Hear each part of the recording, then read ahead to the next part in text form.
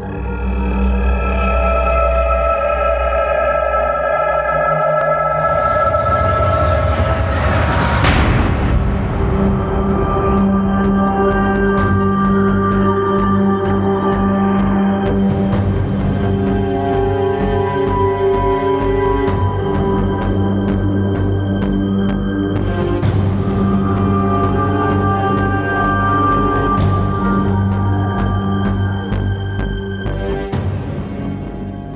and welcome to Aliens Revealed Live. I'm your host, Dean Caparella, here on the Paranormal UK radio network.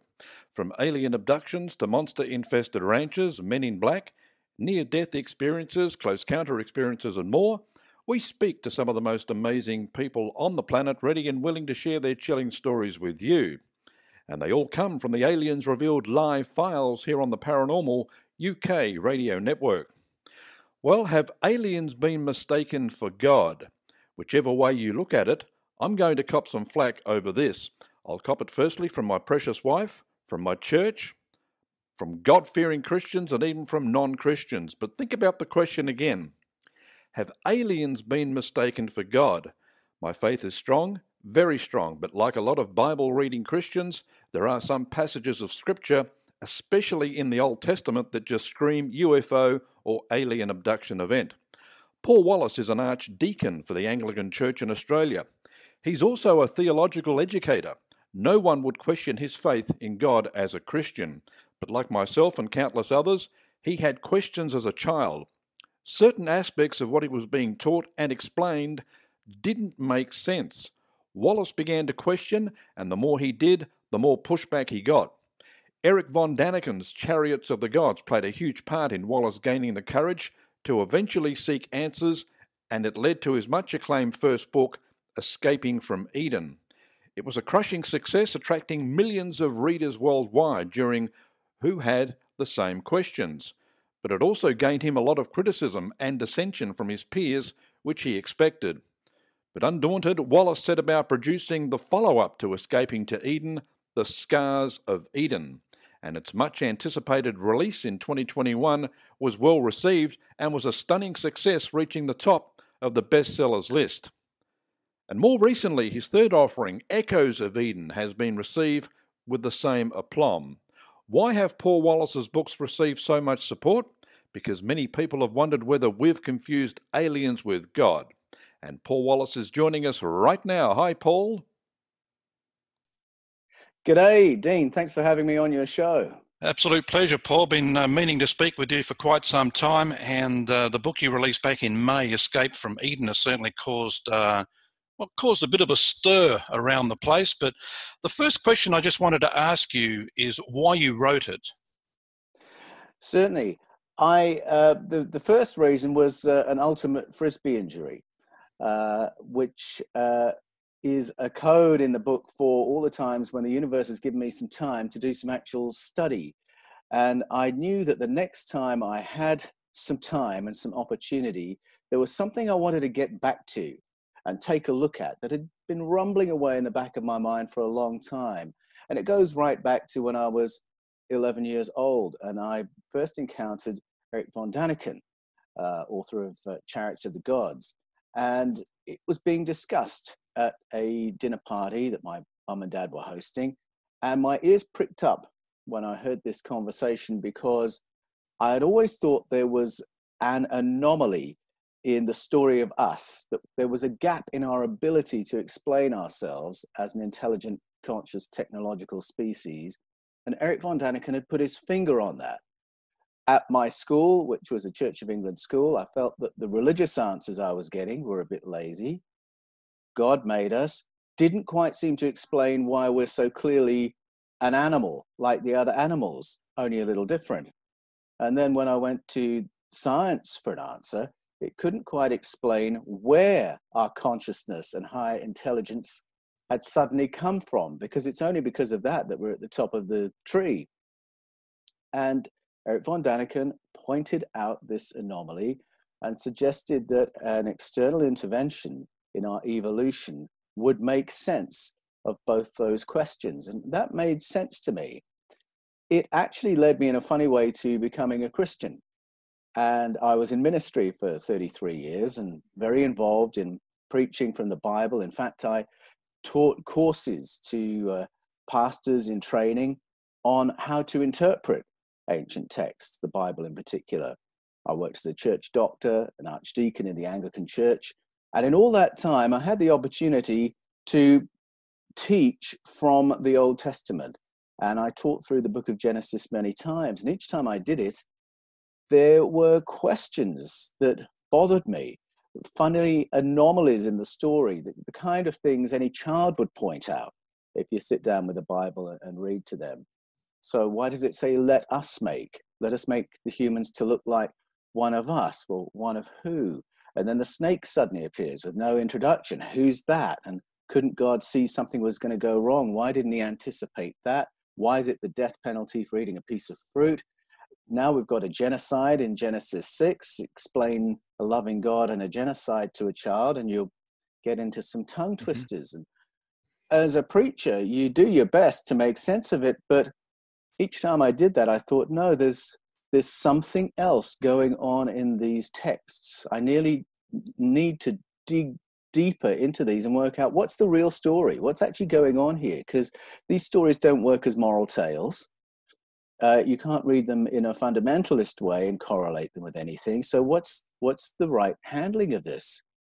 And then a gauntlet was thrown down in 2009 when the Roman Catholic Church convened a colloquium. The Pontifical Academy of Sciences had this symposium for 5 days to discuss, and here was the title, The Theological Implications of Contact with Other Civilizations.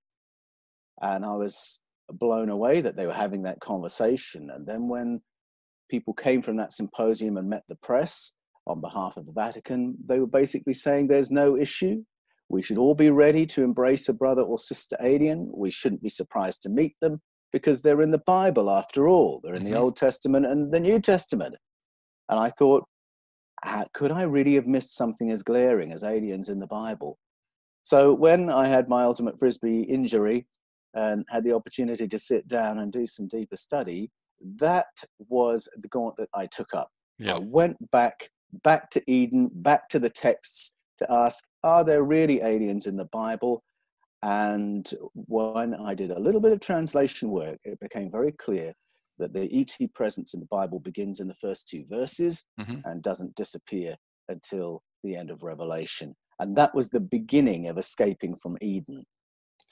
Did you expect to be led to a world of extraterrestrials when you started that research? Not to the extent that happened, no. I had an idea that there may be an alien or two rumbling around somewhere in the text. Bible readers would be familiar with Genesis chapter 6, which is a story of hybridization between human beings and something else called the Bene Elohim. And that story of hybridization between humans and higher beings is in mythologies all around the world.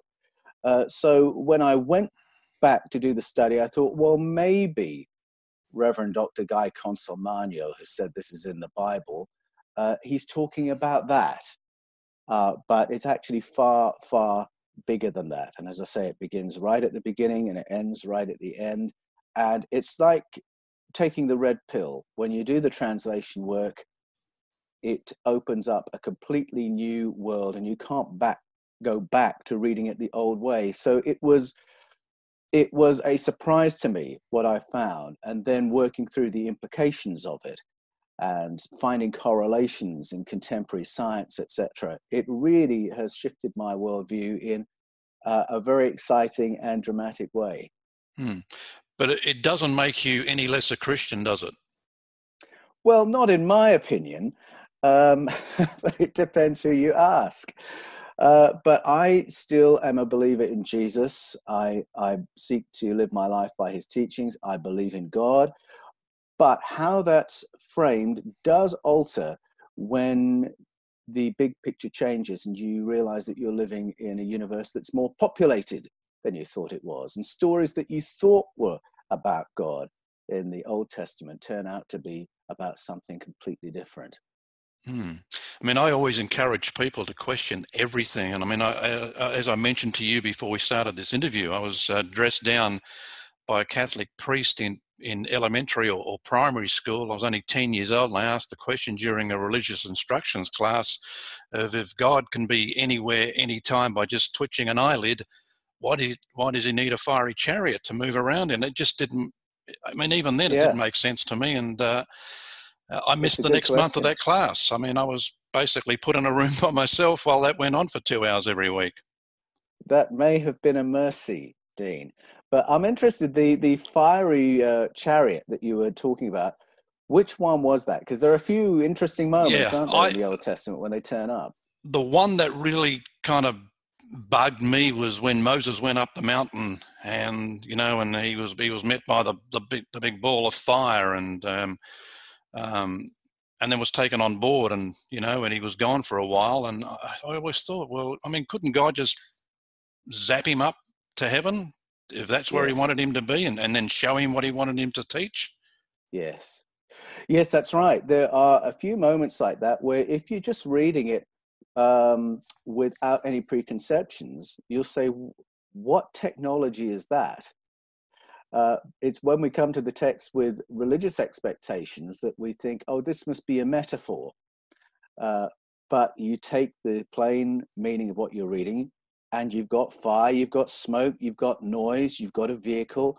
And it's interesting in that moment with Moses, God says to Moses, when I come back, I'll come back in my Shekinah. And that gets translated as glory. But if you dig down into the etymology of that, a Shekinah is a big, heavy thing that clearly flies.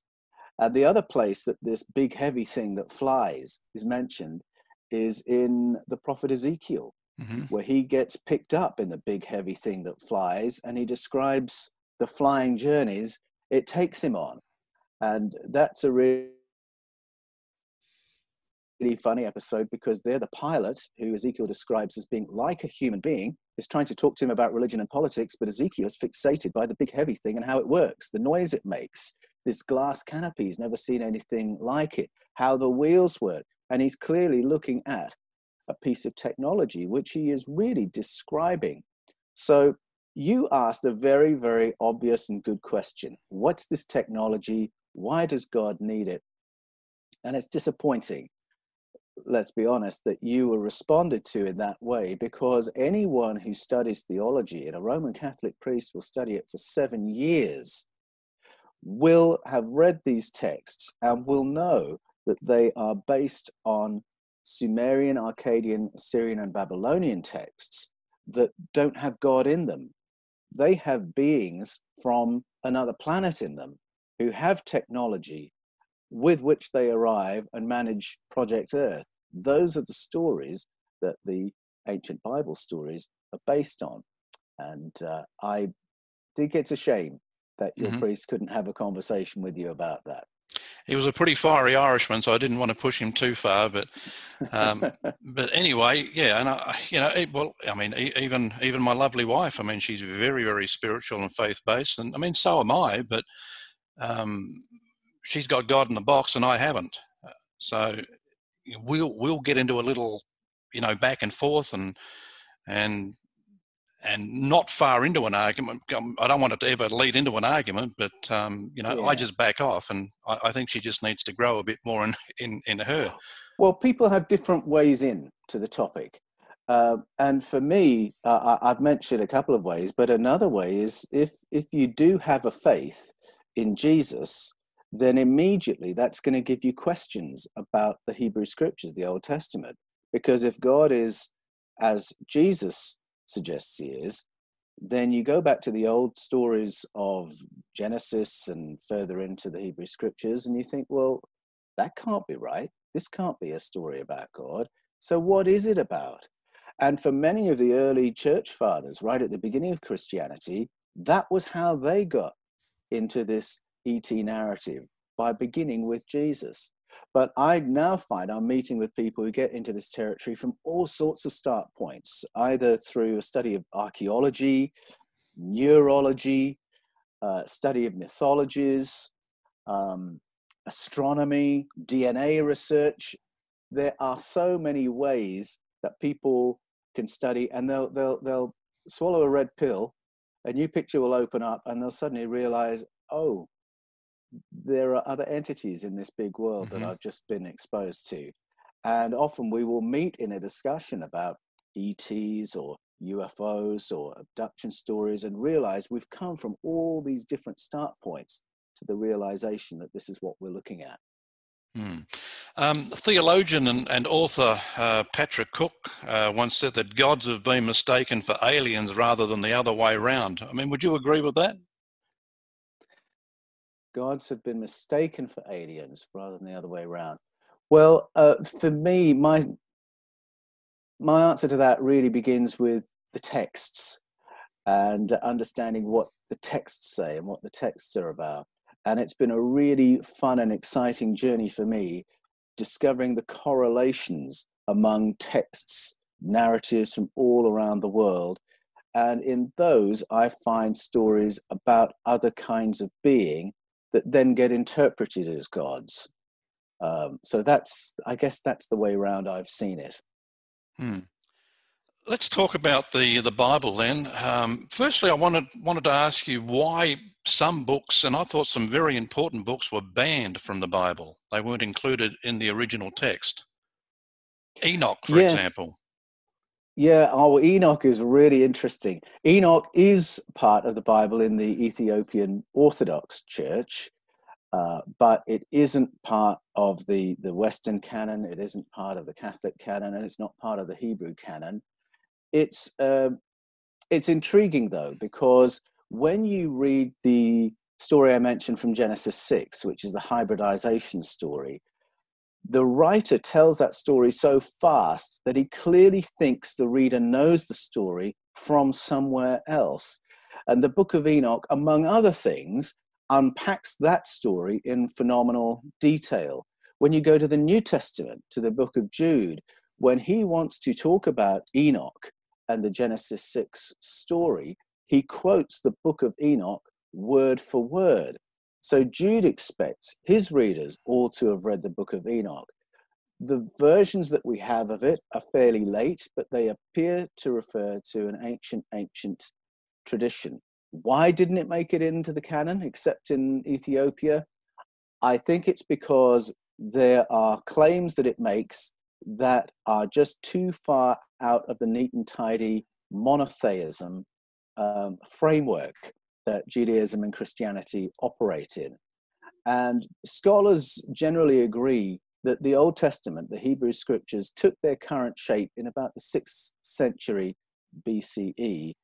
And I believe it's at that point that all this range of texts got harmonized and monotheized, and the appearance of extraterrestrial species in those texts sort of gets airbrushed out. And as they tightened up the canon, they simply didn't include books where the airbrushing wouldn't work.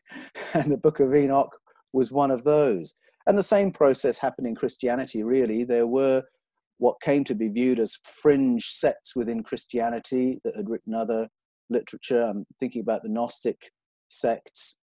And there was just too much in them that was untidy, that didn't fit the story of monotheism. Too much about other entities, too much about altered states, too much that was really esoteric and inviting too much thought, perhaps. And what emerged with the canon that we have is neat and tidy. It is a monotheized view, and it was one that Imperial Christianity, the Imperial Department of Religion for the Roman Empire, found it could work with. Because if you've got one god at the top and perhaps the emperor above him, or maybe the other way around, then you can create this neat and tidy world where a good Christian and a good citizen are more or less the same thing. And historically, that's what happened. So all the untidy other stories sort of got brushed aside. And then when you get to the 4th century of the Common Era, you have Emperor Theodosius effectively illegalizing the teaching of alternative views. And so these other texts not only were not in the Bible, they actually had to be hidden for their protection, buried in the desert or kept by esoteric groups and sects, except the stories survived and keep resurfacing. And when that colloquium happened back in 2009, it was extraordinary because the most conservative pope in my lifetime was saying that all the push and pull of those debates, all that discussion really needs to go back on the table because we have missed something very important about the nature of our universe. Yeah. Other stories in the Bible, I wanted to kind of get your interpretation on the story of Noah's Ark, especially, you know, gathering two of each animal on the planet and putting them onto a boat. The theory is, I mean, the ancient astronaut theorists suggest perhaps it wasn't so much animals going onto a boat, but DNA being stored. I mean, how would you interpret that story? Yeah, that's a great question. People, when they read mythologies, tend to fall into one of two camps. They'll either want to read them in a fundamentalist way, where every detail that's history, that's science, that's exactly what happened, or they try and read them as fables, or this is some kind of a moral tale. But as I've seen the correlations between mythologies from all around the world, I come at it with a different question, which is what memory is being carried by this story? And it may be that what we have in the story of Noah and the Ark is like the movie version of what happened. And as you know, when movies are made, you've got to make it cinematic. It's got to be visual, it's got to be memorable. And story has to address those same needs if it's going to carry from generation to generation. So I think what you said is quite possible, that the story of animals coming 2 by 2 or 7 by 7, because there are two different versions in the Bible of the story, it echoes the stories from the Akkadian, Assyrian, Babylonian, Sumerian, which agree in very interesting details. The dimensions, the volume of the ark, there's a variance of 4%, I think, across all those different ages and cultures. So you see that and you think, well, there's something in this. You certainly see the dependence of the cultures, but maybe there's something very factual in here. But I agree with the view that what we're looking at certainly is a survival plan, and it may not have been a huge floating zoo with every species on the planet. It may have been Zeusudra, Atrahasis, Utnapishtim, Noah, his family, and his farm. Or it may have been everything in seed form, the seed form of all the plant life you'd need, the seed form of all the animals that they'd need. And read some other versions of that story from around the planet, and that kind of rings true to me. There's an amazing story from the Zulu tradition, the story of Unkulunkulu. The first man on earth is the story. And this people group, the Zulu, whose life is all about living in harmony with the land, have a story that says that everything on the land came from outer space, but it came in seed form. It came in seed pods. And it's a very cinematic story in itself, but it's interesting to me that it goes to that concept. Not all the animals stepping out of spaceships onto the planet, but things arriving in seed form and developing here. And so it's in that kind of a way that I would look at the story of Noah. Something happened that's been recalled all around the world, and it may have been a little bit less cinematic than the version we know. Another story, and again, you know, as a child, it kind of always bothered me, was the story of Jonah being swallowed by the fish and being able to survive 3 days inside a fish, which we all know is impossible because I think, you know, within the first day, you'd be broken down by the stomach acid in the fish. But I mean, was it more likely that he was picked up by a UFO? Well, something I have discovered since researching Escaping from Eden is that there are stories all around the world, but in particular from the southern cone of South Africa, all up the western seaboard of Africa, into the Caribbean, out to Brazil, and then as far east as the Philippines. Stories of abductions of humans from near the water who are taken to underwater bases. And it's part of the wider story of hybridization that the world has remembered. And I couldn't believe how many of these traditions exist. The idea that there are people who look like us, who have bases underwater, and people within in the UFO community talk about this, underwater bases, seeing craft going into the ocean and emerging from the ocean. So knowing that, I go back to the Jonah story and think, what is being remembered here? Here we have a very, very ancient story of an experience that a man had that's been told and retold. Is it possible that what swallowed him wasn't a fish? Well, it's certainly not possible that it was a fish.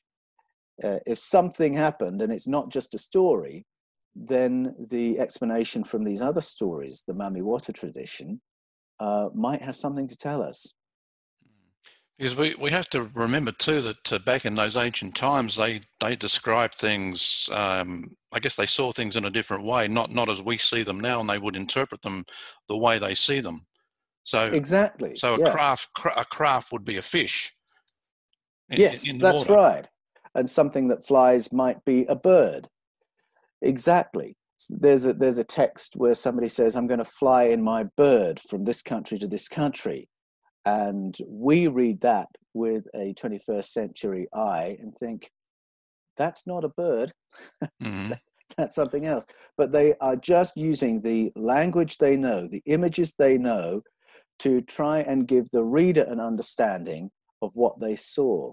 And the Bible is full of things like that, for sure. Yeah. And, you know, as I said, I like to question everything. And I guess this one will probably get me some backlash, but was Jesus himself an alien? Well, as soon as you reread the Hebrew scriptures and realize that there are ETs involved in the engineering of Homo sapiens as we know ourselves to be, or the adaptation at the very least of Homo sapiens, and that there is this hybridization story that comes in Genesis 6, these interesting people groups who seem to be related to different ET demographics. You get to the New Testament and it throws up that question, where does Jesus fit in this story? Something that really intrigues me, there are two things.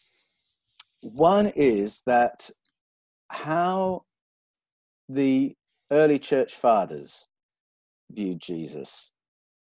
There was a big discussion in the early church as to whether or not that 6th century edit of the Hebrew scriptures should be glued onto the writings of the apostles to make a Bible. And among the church fathers saying, no, don't do that, was a whole number who said the explanation Plato gives of the world is a really much better preparation for what Jesus was on about. And Plato talks about consciousness and human consciousness. He said that each one of us is a being of consciousness, first and foremost, that consciousness exists before this material life and it survives this material life. And that while we're in this material life, we're wrestling with the question of whether we can do consciousness, love, intelligence, and harmony as a society of individuals with free will. Well, when I read all that from Plato, I thought, hang on, that's how Jesus describes himself. In the Gospel of John, it says, in the beginning was the Word, and the Word was with God, and the Word was God. He was with God in the beginning. That's what Plato says about all of us, that we begin as consciousness, part of the cosmic consciousness. Then the Word became flesh. We beheld his glory, full of grace and truth. Plato said that's true of all of us. We become human beings. We have this individual experience. Then at the end of John's Gospel, Jesus is praying to the source, who he calls Father, and he says, I'm going to be returning to you now, back to the glory we shared together before the foundation of the world.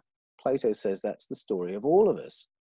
So having gone back to Plato to find out what these church fathers were on about, I thought, Jesus's journey is a model of our journey. He's the same as all of us in that respect. So now I appreciate his sameness a lot more than before. But then there's the question of, well, so how is he different? How is he unique? Luke has this story of his conception being somewhat different to most of ours, that there's some external intervention that is at the beginning of Jesus's story. And if you go to paintings from the Renaissance period, you'll find that the artists who depict that moment of Jesus's conception depict it in a way that's very unlike what's in the Bible. You'll see a UFO up in the sky. You'll see a laser beam coming down into headgear that Mary is wearing. They're telling a different story. Where have they got that from? They haven't got it from Luke. They haven't got it from the New Testament. They've got it from another source, and they're putting that story out there in painting form. So when I look at that, I ask the question, is Jesus more conscious of his cosmic origins and his cosmic return because there was some intervention that made him different? People talk about star children, which is a story of children who have emerged somewhat different because there's actually been some intervention in their conception and gestation that involves contact with our neighbors. And as soon as you start listening to that and realizing that's a huge story and an ancient story, you go back to the story of Jesus and you think, well, he's definitely one of those. And again, Luke carries the story of this light leading the Magi to Jesus's house. If that is not a star, which it clearly isn't, a star can't take you to a house, then you're looking at what we now call a UAP. And if there was UAP interest in this baby Jesus, again, that hints at the possibility there's a more direct connection with our ET origins and our ET wider family. So now I would say, yes, I think Jesus falls in that star child category. And that's part of why he had this higher level of consciousness, why he had this incredible and unique role in our history as a society. Speaking of higher level of consciousness, are you familiar with the CE5 community? No, I'm not. No, tell me about that. I mean, they're all about the higher consciousness and making contact with ET, but in a very benevolent way, and meeting ET on their level of consciousness. And there's certainly a strong argument now that, of course, disclosure's been in the news for 3 or 4 years now, and perhaps the key to disclosure is the CE5 community, and maybe ET is trying to get us to a point where we're on the same level of consciousness as they are, so they can communicate with us on that level. But there are so many people now who are coming out and talking about their experiences, and I'm not talking about thousands, we're talking about millions. Yes. So it's quite fascinating. Paul, what about the Bible itself? Do you think it's been written before, maybe several times? Do you think this might be the 3rd, 4th, or 5th time around for us? Well, I think 4th or 5th time around for us as a civilization. Yeah, well, let me go to that part of the question, because we do have in the Bible texts that are very, very ancient. And by the time you're right back at the beginning, Genesis 1 to 11, you've got roots in Sumeria for that literature, and then some of the Sumerian stories are retelling even older stories. But if you just start at Genesis, by the time you're at the end of chapter 11, you will have read about 3 resets of civilization, 3 planetary resets. And once you realize you've read 3, it raises the question, how many resets might there have been? Plato believed that every 5,000 years or so, our vulnerable planet gets impacted by movement of objects in space, such that it triggers an extinction level event and everything has to reboot. So he believed it had happened several times. The Vedas, I believe, teach that we're on about the 5th reset. But that might just be the 5th reset that we know about. If there had been a civilization on Earth prior to us, prior to the dinosaurs, prior to the Cambrian explosion, it would be compacted within millimeters of strata in the planet's record. We just wouldn't know. So to go to the first half of the question, scholars know a fair bit about how the Bible evolved, but the ultimate source of these stories is far, far more ancient. And then the memory that we have of planetary resets, that could take us way back into geological time. I mean, in recent times, the discovery of Göbekli Tepe, is from about 12,000 years ago. So, I mean, that's well outside the Genesis timeline. Yes, it's really interesting. I mean, generally at school, you'll be told that civilization began about 7,000 years ago in the Fertile Crescent. But then in 1998, Manfred Hoyne led a team from the University of Ås in Norway and the Max Planck Institute to the Fertile Crescent, to southeast Turkey, to a place called Karakodag, and they identified what is the first evidence of farming that we've ever found, which is an extraordinary thing in itself, because this tribe, or one family, as Manfred Hoyne suggests, had worked out how to genetically modify 11 naturally occurring plants so they could be cultivated. And then they cultivated them, and at the same time they worked out how to do animal husbandry. It's an incredible thing to work out all in one go in one place, but it looks like that's what happened. And yet, just a few hours down the road is Göbekli Tepe, which is the megalithic remains of an earlier civilization. Mm-hmm. And so I wonder if there's actually a tipping point we're looking at there with the closure of one civilization and the emergence of a new one just after the end of the last ice age. Göbekli Tepe was very carefully put into storage about 8,000 years ago. That's why it suggests that something older was being protected. And it's just one of a number of megalithic evidences around the planet of an earlier civilization whose story we don't know. You go to Japan, off the coast of Yonaguni-Jima, off the coast of Cuba, off the coast of Malta, off the Gulf of Cambay of India, and you will find the remains of streetscapes and buildings which would have been above sea level no more recently than 10,000 years ago. So we know there was a civilization prior, but we really don't know much about it. But as we find these sites and as we uncover through new technology other buried cities, we're finding evidences that these cultures were all connected, because we find the same motifs in their art and carvings that suggest there is a cultural connection that seemed to span the world. So that tells us there's a lot we don't know. Well, we've spoken about the Bible. So, ET or not, I'd say ET is pretty well invested in us.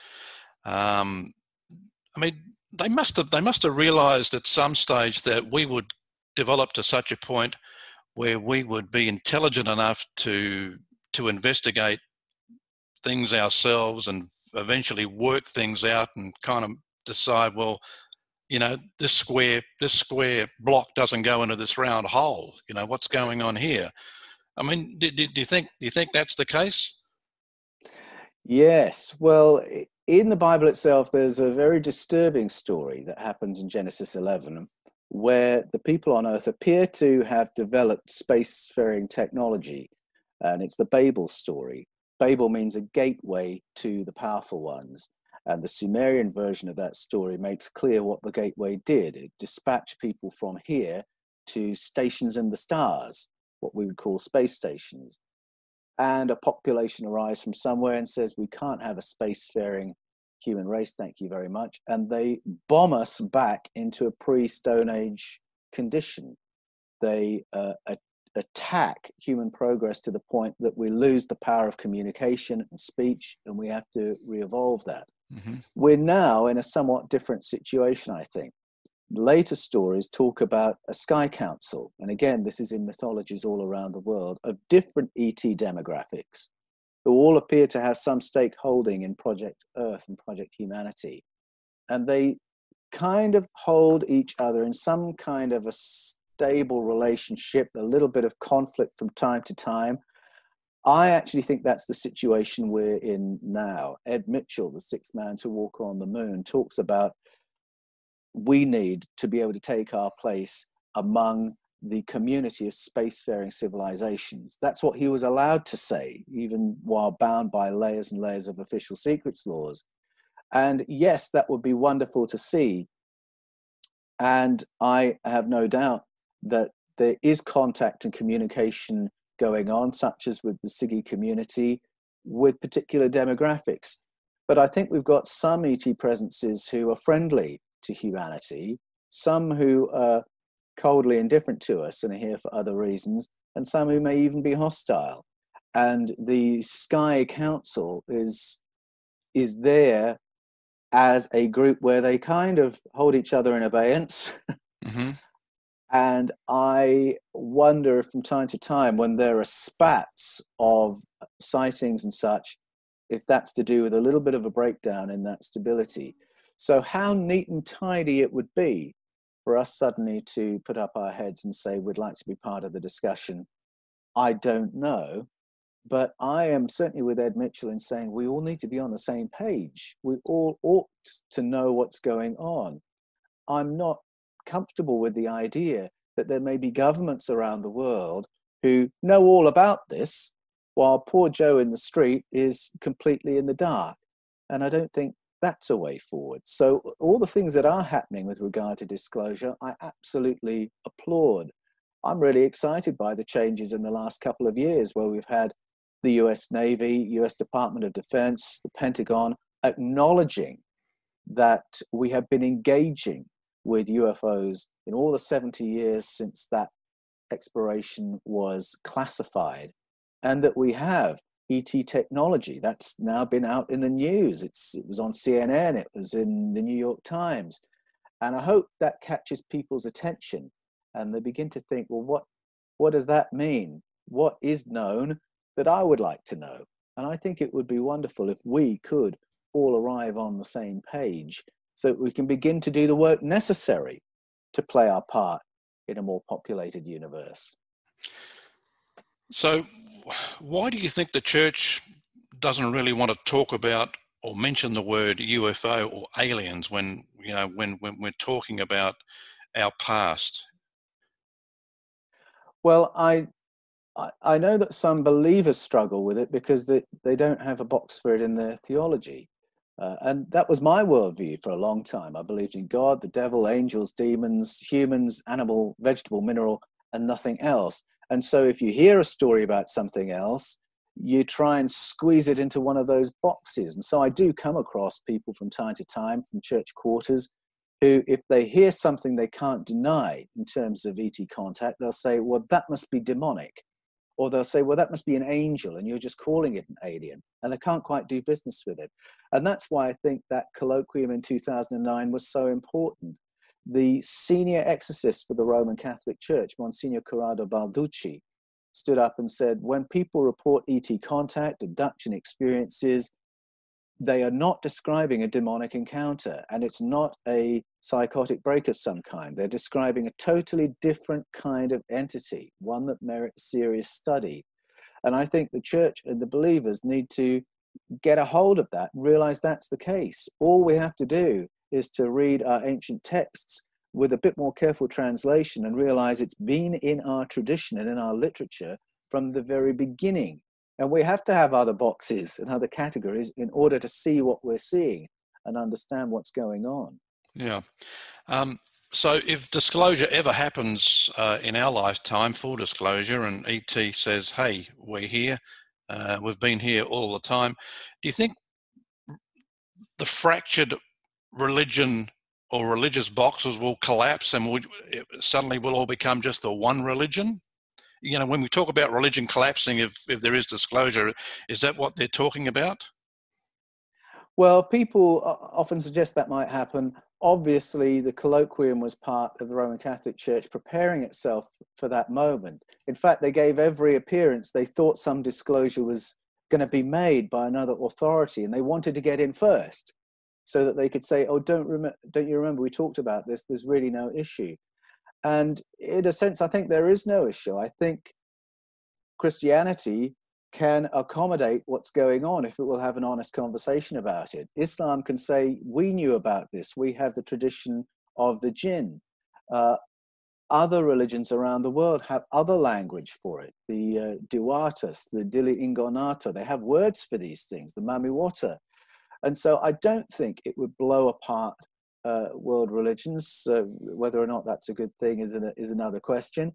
I think the greater challenge of a sudden disclosure would be the political implications. If people suddenly woke up to the fact that we've been lied to and manipulated and things covered up to the extent that there have been, I think the trust in authority would be the real hot potato. And I think that's why there isn't going to be a big disclosure moment from government. I think what's happening is a soft disclosure process, where bit by bit, drip by drip, we're getting the picture. We're hearing now from the DOD. We're hearing now from the US Navy. We're hearing now from the Pentagon. So that by the time it becomes inescapable and we're all realizing we're not alone, we will have all more or less worked it out from the things that have been dripped. And I think that's happening in order to avoid this sudden shock, horror, I've been lied to, what do I do now kind of moment. Yeah. So Escape from Eden. So you talk about most of what we discussed here in the book and more. Oh yes, Escaping from Eden. It begins in the texts. It begins in Genesis. It goes from there to the sources, Sumerian, Babylonian, Akkadian, Assyrian. It goes from there to mythologies around the world. But then it goes to contemporary areas of science as well. DNA research in particular. Neurology is another fascinating one. Archaeology, astronomy. And it finds that there are correlations in these fields that really confirm that we are in a populated universe, we're part of a wider ET family, and that we cannot understand who we are until we are willing to hear what those stories have to tell us and understand that there is memory in it. Yeah. So all that's there. And where that leads, what really excites me about it is the question of human potential. If that's who we are, what does that mean is possible for us? And I'm really intrigued by the fact that the cultures that have curated this story of ET contact, ET adaptation of our ancestors, those cultures all have shamanic and mystical traditions aimed at elevating our consciousness. Part of the story of our development is that those who intervened in our evolution upgraded us, and then downgraded us so that we could be more easily managed. And that downgrade is a wonderful and fascinating moment. And it just hints at the possibility we can re-upgrade ourselves, be more intelligent, more conscious, and live a different and better life because of it. And that excites me, the idea that we can have a better human experience, live better as a society and better as human beings, and have a more empowered and deeply interesting life because of it. What about a follow-up to the book? Will there be one? I'm working on it right now. And in that, we drill down a bit deeper into some of these stories, but there's a lot more first-person connection in the sequel, where I'm going directly to the experts who are doing the research and relating to my own story of why it is that the author is particularly driven in this topic. So watch this space. That'll be coming out. We're aiming for springtime next year for the sequel. Great. Escaping from Eden, available at, I guess, all good bookstores, online as well, Amazon, from your website? Absolutely. Yes, you can follow its progress on paulanthonywallis.com. That's Anthony with an H, Wallis, W-A-L-L-I-S, paulanthonywallis.com. Go to fifthkind.tv for the website where we host our documentaries. You can also find Fifth Kind TV on YouTube and the Paul Wallis channel on YouTube as well. Paul's been a fascinating discussion. Hope we can have you on again in the not too distant future. Thanks very much. Thanks, Dean, for having me on. It's been great fun. Well, the Rendlesham Forest incident could be the most famous Christmas UFO event of all time. Or is it?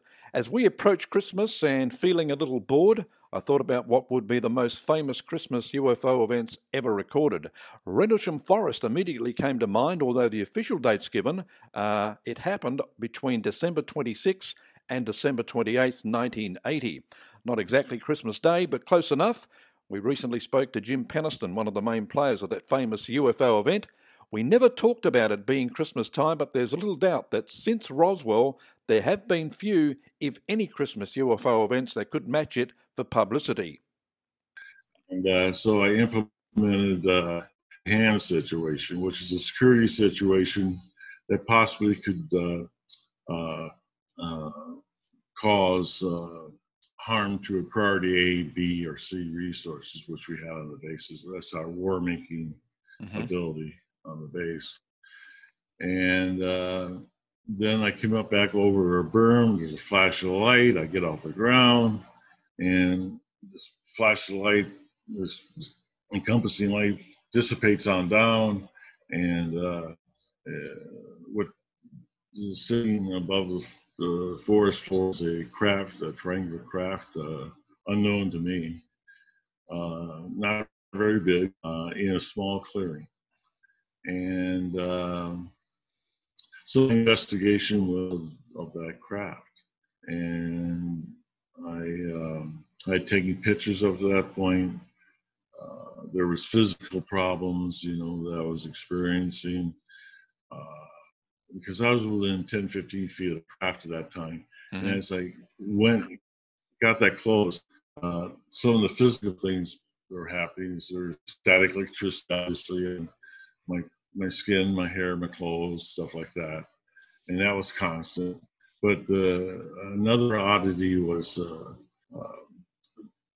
my movements of walking seemed labored. If like I was walking a pool of water that was waist deep, I had that type of effect from it. Yeah. That's all that did. I was out of film. At that time, our cameras only had film. And the camera was with me only for the aircraft crash, by the way. Yeah. And so I did a 45-minute investigation, on the ground. Didn't think I was going to survive. I had to the back rear of me in control point, which is like 50 yards away.